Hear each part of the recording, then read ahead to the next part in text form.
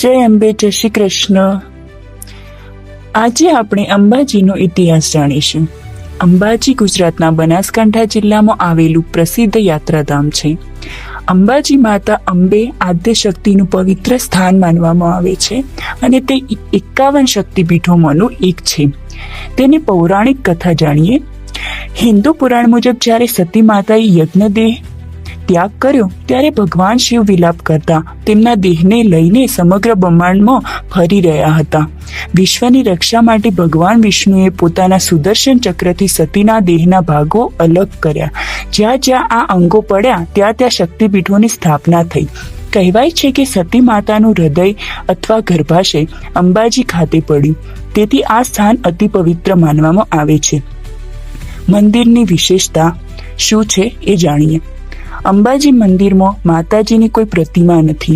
અહીં માતાજીનું પ્રતીક રૂપે શ્રી યંત્ર સ્થાપિત છે।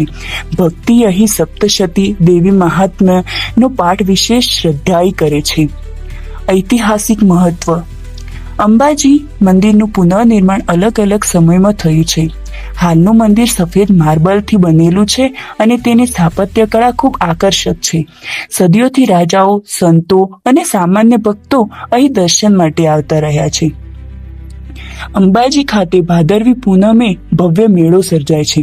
દર વર્ષે ભાદરવા માસની પૂનમે અહીં વિશાળ મેળો ભરાય છે। લાખો શ્રદ્ધાળુઓ પગપાળા યાત્રા કરીને અંબાજી પહોંચે છે। આ મેળો ગુજરાતના સૌથી મોટા ધાર્મિક મેળાઓમાંનો એક છે।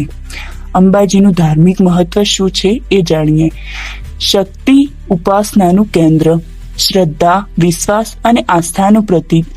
ભારતભરમાં માતા અંબેના ભક્તો માટે અતિ મહત્વનું સ્થાન છે।